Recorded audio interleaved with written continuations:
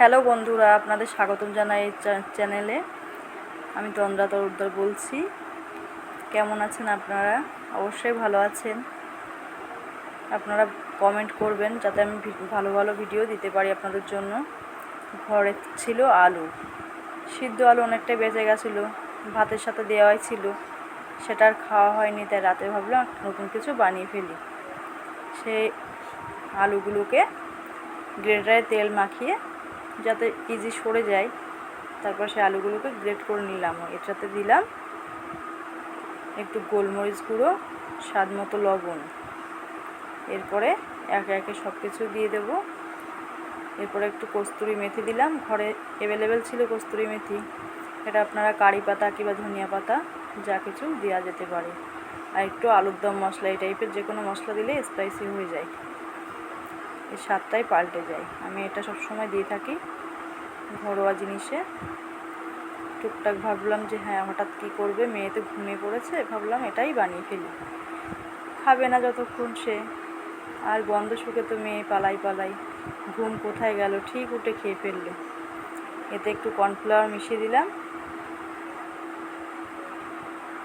একটু লঙ্কার গুঁড়ো দিয়ে দিলাম। এইভাবে একে একে হাত দিয়ে ভালো করে বেশ মেখে নেব। কি বলুন তো, এসব বানাতে আমার বেশ ভালোই লাগে।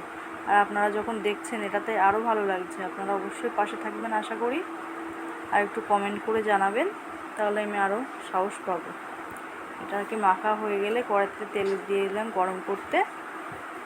তারপর হাতে তেল দিলে হবে না, তেল লাগিয়ে এটা বানাতে গেলে হবে না। এটাতে শুকনো কিছু ময়দাকে বেড়ারুট যাই হোক, কর্নফ্লাওয়ার মাখিয়ে সেটাকে যে যেমন শেপে পারেন দিয়ে নিতে হবে।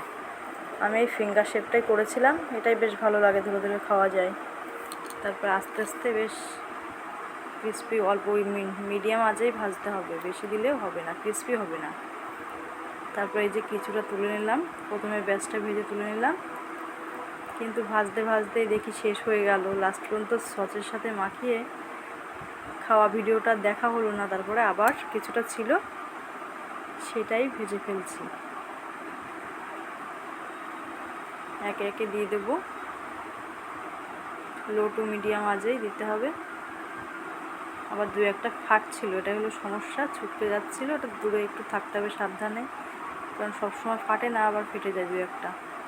খেতে কিন্তু দারুণ হয়, ক্রিস্পি। সাবধানতা বুঝে রেখে কাজ করতে হবে, এটা বলে দেওয়াই ভালো।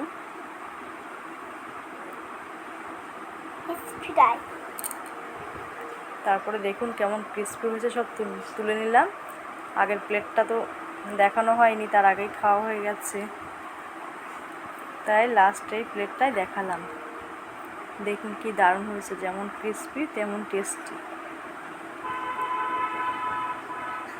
সস দিয়ে লাগিয়ে খেতে দারুণ টেস্টি ছিল।